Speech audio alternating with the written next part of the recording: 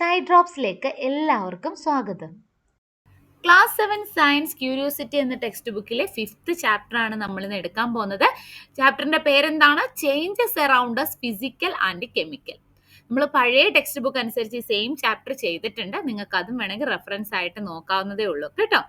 Okay, അപ്പൊ നമുക്ക് നേരെ ചാപ്റ്ററിലോട്ട് പോകാം. എല്ലാവർക്കും അറിയാം, നമ്മുടെ ചുറ്റുപാടും ഒരുപാട് ചേഞ്ചസുകൾ നടക്കുന്നുണ്ടെന്ന് അറിയാം അല്ലേ? അതൊക്കെ എങ്ങനത്തെയുള്ള ചേഞ്ചസുകളാണ് എന്നാണ് നമ്മൾ പഠിക്കാൻ പോകുന്നത്. ഓക്കെ, അപ്പോൾ നമുക്ക് നമ്മുടെ ടെക്സ്റ്റ് ബുക്കിൽ തന്നെ ഒരുപാട് എക്സാമ്പിൾസ് നോക്കാം. ഈ കുട്ടികളൊക്കെ ഓരോന്ന് കണ്ടുപിടിച്ചിട്ട് വന്നിട്ടുണ്ട്. അപ്പൊ അതെന്താന്ന് നോക്കാം. എന്നിട്ട് നിങ്ങൾക്ക് എന്തൊക്കെ ചേഞ്ചസുകൾ കാണാൻ സാധിക്കുന്നു നിങ്ങളും ഒന്ന് പറയൂ. നമുക്ക് നോക്കാമല്ലോ അതെന്ത് ചേഞ്ചസ് ഒക്കെ ആണെന്ന്. ഓക്കെ, അപ്പൊ ഇവൻ പറയുന്ന എന്താണ്, ഒരു ഐസ് ക്യൂബ് വെച്ചിട്ട് ഒരു ഹാഫ് ആൻ അവർ കഴിഞ്ഞ് വന്ന് നോക്കിയാൽ അത് എന്തായിട്ട് മാറും എന്നാണ് പറയുന്നത്? വെള്ളമായിട്ട് മാറും എന്ന് അവൻ കണ്ടുപിടിച്ചു. ഓക്കെ, ഇനി അടുത്തതാ ഈ കുട്ടി എന്താ പറയുന്നത്? അവള് പറഞ്ഞു, ഇന്നലെ ഒരു റോസിന്റെ മൊട്ട് കണ്ടതേ ഉള്ളൂ, ഇന്ന് ആ ബഡ് എന്തായിട്ട് വന്നു? ഒരു ഫ്ലവർ ആയിട്ട് മാറി എന്ന് മനസ്സിലായി. അപ്പൊ അവിടെയും എന്താണ്, ഒരു ചേഞ്ചസ് ഉണ്ടായി.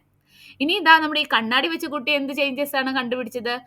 അവൾ ഐസ് വാട്ടർ എടുത്ത് വെച്ചിട്ട് അത് നമ്മുടെ റൂം ടെമ്പറേച്ചറിൽ വെച്ചിട്ട് ആ കോൾഡ് അങ്ങനെ തന്നെ നിൽക്കുന്നില്ല എന്ന് മനസ്സിലായി. ഇനി നമ്മുടെ ഈവൻ എന്താണ് ഉദ്ദേശിക്കുന്നത്?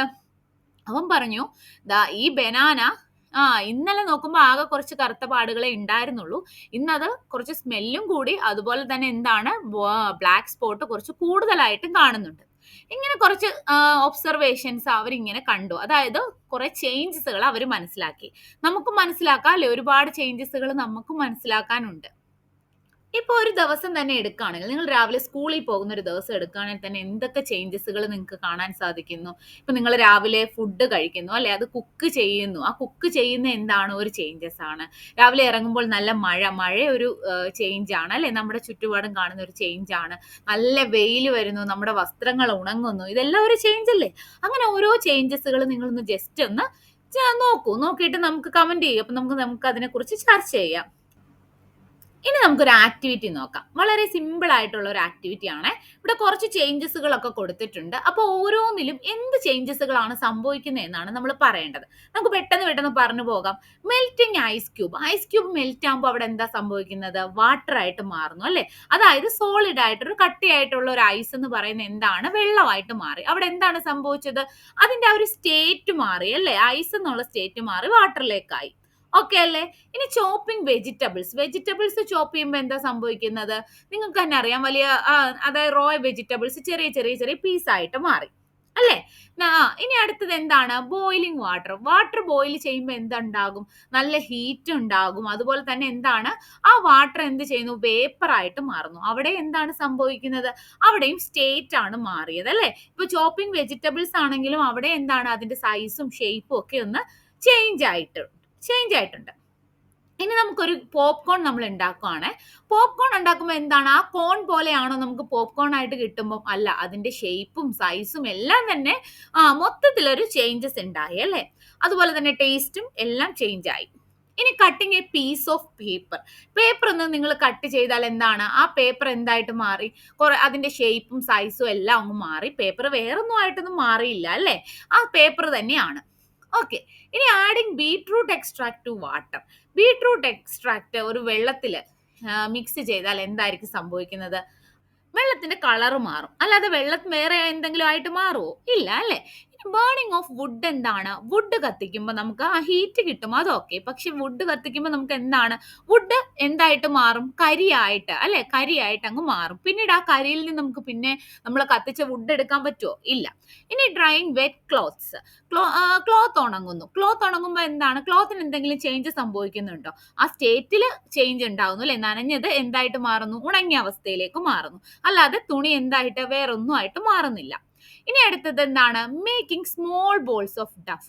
നമ്മൾ ഡവ് എടുത്തിട്ട് സ്മോൾ ബോൾസ് ആക്കത്തില്ലേ നമ്മൾ ചപ്പാത്തിയൊക്കെ കുഴയ്ക്കുമ്പോൾ? ഓക്കെ, അപ്പൊ എന്തായിട്ട് മാറും? ആ മാവ് ആ സ്മോൾ ബോൾ ആയിട്ട് മാറിയതേ ഉള്ളൂ അല്ലെ? അല്ലാതെ അത് നമുക്ക് എന്താണ്, അത് കുക്ക് ചെയ്തിരുന്നെങ്കിൽ നമുക്ക് എന്ത് ചെയ്യാൻ പറ്റില്ല? തിരിച്ചാക്കാൻ പറ്റില്ല. ഇങ്ങനെ ഒരു സ്മോൾ ബോൾ എന്താകും, നമുക്കത് ഒരുമിപ്പിച്ചാൽ ഡവ് ആയിട്ട് മാറും അല്ലെ? ഇനി rolling small balls of dough into chapatis ആക്കിയാലോ?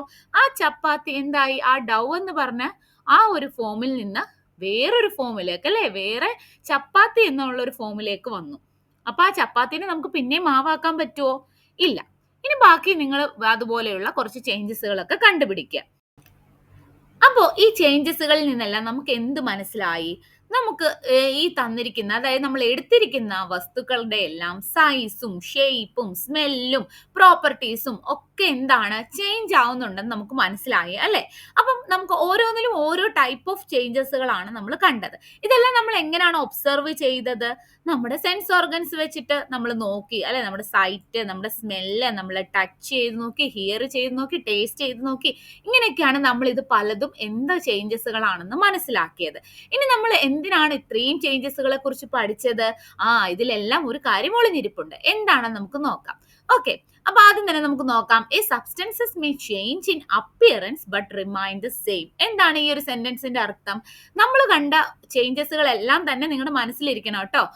നമ്മൾ ആ സബ്സ്റ്റൻസസ് ചേഞ്ച് ചെയ്യത്തില്ല, പകരം എന്താണ് അതിന്റെ അപ്പിയറൻസിൽ മാത്രമാണ് ചിലതൊക്കെ ചേഞ്ച് ചെയ്തിരിക്കുന്നത് നമുക്ക് മനസ്സിലായി. എക്സാമ്പിൾ നോക്കിയാൽ ഇവിടെ കണ്ടോ, നിങ്ങളുടെ കയ്യിൽ കുറച്ച് പേപ്പേഴ്സ് ഉണ്ട്. ആ പേപ്പർ കൊണ്ട് നിങ്ങൾ പല രൂപങ്ങൾ ഉണ്ടാക്കി അല്ലെ? അപ്പൊ ആ പേപ്പർ എന്താണ്? സെയിം പേപ്പർ തന്നെയാണ്. സംഭവങ്ങൾ എന്താണ്? പല പല ഷേപ്പിലും സൈസിലും ഒക്കെ അങ്ങ് മാറിയതേ ഉള്ളൂ. ഓക്കെ, അടുത്ത നമുക്കൊരു ബലൂണിന്റെ കേസ് നോക്കാം. നമുക്ക് എല്ലാവർക്കും ഇഷ്ടമാണ് അല്ലെ ബലൂൺ നമ്മളിങ്ങനെ ഊതി വലുതാക്കിയിട്ട് ഇങ്ങനെ ഒന്ന് വിട്ടു നോക്കിക്കേ. കൈ വിട്ടു നോക്കുമ്പോൾ എന്താണ്? അതിന്റെ എയർ ഇങ്ങനെ പോയിട്ട് അതിങ്ങനെ ഓടിക്കളിക്കുന്നതായിട്ട് കാണാം. അതുപോലെ തന്നെ ബലൂൺ കുത്തിപ്പൊട്ടിച്ചിട്ടുണ്ട്. അപ്പോഴും എന്താണ് സംഭവിക്കുന്നത്? ആ ഒരു ബലൂൺ തന്നെയാണ് അല്ലെ, വേറെ വസ്തുക്കളൊന്നും തന്നെ പുതുതായിട്ട് ഉണ്ടായിട്ടില്ല. ഓക്കെ അല്ലേ? ഇനി നമുക്ക് നോക്കാം, അടുത്തൊരെണ്ണം കൂടെ അവർ പറയുന്നുണ്ട്. Crushing a piece of chalk. Chalk എന്തായാലും എല്ലാവർക്കും അറിയാമല്ലോ. ചോക്ക് പൊടിച്ചു നോക്കിയിട്ടുണ്ടോ? പൊടിയായി ചോക്ക് എന്തായിട്ട് മാറി? ചോക്ക് പൊടിയായിട്ട് മാറി, അല്ലാതെ വേറൊരു വസ്തു ആയിട്ട് മാറിയില്ല. ആ ചോക്ക് പൗഡർ പിന്നീട് ചോക്കാക്കി മാറ്റാൻ സാധിക്കുമോ? സാധിക്കും അല്ലേ? എന്നാൽ പൊട്ടിപ്പോയ ബലൂണ് പിന്നീട് ബലൂൺ ആക്കാൻ പറ്റില്ല. പക്ഷെ ആ മെറ്റീരിയലിന് എന്തെങ്കിലും വ്യത്യാസം ഉണ്ടോ? വ്യത്യാസമില്ല. അപ്പൊ ഇതിൽ നിന്നെല്ലാം ഞാൻ എന്താണ് പറയാൻ ഉദ്ദേശിക്കുന്നതെന്ന് നിങ്ങൾക്ക് മനസ്സിലായി കാണുമല്ലോ. അതെ, എന്താണ് നമ്മൾ എടുത്തിരിക്കുന്ന materials during all these changes, materials such as paper, the rubber sheet of balloon and chalk, ഇതെല്ലാം എന്താണ്? ആ മെറ്റീരിയൽസിന് ഒരു മാറ്റവും സംഭവിച്ചിട്ടില്ല. പകരം മെറ്റീരിയൽസിന്റെ ഷേപ്പിനും സൈസിനും അപ്പിയറൻസ്, അതായത് അതിന്റെ അപ്പിയറൻസ് ആണ് എന്ത് ചെയ്തത്? ചേഞ്ച് ആയത്. ഓക്കെ, നമ്മൾ ഗ്രേഡ് 6 പഠിച്ചിട്ടുണ്ട്. സോളിഡ്, ലിക്വിഡ്, ഗ്യാസ് എന്ന് പറഞ്ഞ സ്റ്റേറ്റ്സ് പഠിച്ചിട്ടില്ലേ? അപ്പൊ ഇവിടെ എന്താണ്? ഒരു സ്റ്റേറ്റിൽ നിന്ന് വേറൊരു സ്റ്റേറ്റിലേക്ക് മാറി എന്നേ ഉള്ളൂ. ആ മെറ്റീരിയലിന് എന്താണ്? ഒന്നും പറ്റിയില്ല. അതായത് ഇപ്പൊ ഒരു പീസ് ഓഫ് ചോക്ക് എടുത്തു, ചോക്കിന്റെ ആ ഒരു രൂപം മാറിയിട്ട് അതൊരു പൊടിയായിട്ട് മാറി എന്നേ ഉള്ളൂ. പക്ഷെ അവിടെയുള്ള മെറ്റീരിയൽ എന്താണ്? ചേഞ്ച് ആയിട്ടില്ല. In all these cases, we observe a change in the appearance. No new substances is formed. എന്താണ് ഇവിടുത്തെ മെയിൻ ഇമ്പോർട്ടൻറ്റ് പോയിന്റ്? ഇവിടുത്തെ മെയിൻ പോയിന്റ് ആണ് changes in the appearance. No new substances is formed. Very important. Okay, such changes in which only physical property. അതാ ഇവിടാണ് നമ്മുടെ point വരുന്നത്. Physical property. എന്താണ് physical property എന്ന് പറയുന്നത്? വേറെ ഒന്നുമല്ല, നമ്മുടെ ഷേപ്പ്, സൈസ്, നമ്മുടെ സ്റ്റേറ്റ് ഓഫ് ദ സബ്സ്റ്റൻസസിനെയാണ് നമ്മൾ ഫിസിക്കൽ പ്രോപ്പർട്ടി എന്ന് പറയുന്നത്. അപ്പൊ നമ്മൾ കണ്ട ചില ചേഞ്ചസുകളിലും നമ്മളിപ്പം എസ്പെഷ്യലി നമ്മൾ എടുത്ത കുറച്ച് 3 ABC എന്നെടുത്ത ഈ 3 ചേഞ്ചസുകളിലും നമ്മൾ നോക്കിയാൽ നമുക്ക് മനസ്സിലാകും ആകെ ഈ ഫിസിക്കൽ പ്രോപ്പർട്ടിയിൽ മാത്രമേ ചേഞ്ച് വന്നിട്ടുള്ളൂ. അപ്പൊ അതിന് പറയുന്ന പേരെന്താണ്? Physical changes. വളരെ ക്ലിയർ ആയില്ലേ? അപ്പൊ എന്താണ് ഫിസിക്കൽ ചേഞ്ചസ് എന്ന് ചോദിച്ചാൽ എന്ത് പറയും? Changes in which only physical properties like shape, size, state of substances change are called physical changes. വളരെ എളുപ്പമല്ലേ? വളരെ എളുപ്പമാണ്. അപ്പൊ ഇത്ര നന്നായിട്ട് മനസ്സിലായെങ്കിൽ ഒരു തംസപ്പ് തരണം കേട്ടോ. ഓക്കെ, അപ്പൊ നെക്സ്റ്റ് ചേഞ്ച് നമുക്ക് അടുത്ത ക്ലാസ്സിൽ പഠിക്കാം. അപ്പൊ എല്ലാവരും ചാനൽ സബ്സ്ക്രൈബ് ചെയ്തു വെക്കുക. അപ്പൊ നിങ്ങൾക്ക് അടുത്ത പാർട്ട് ഇടുമ്പോൾ പെട്ടെന്ന് തന്നെ കാണാൻ സാധിക്കും. ഓക്കെ അല്ലേ? Bye, thank U.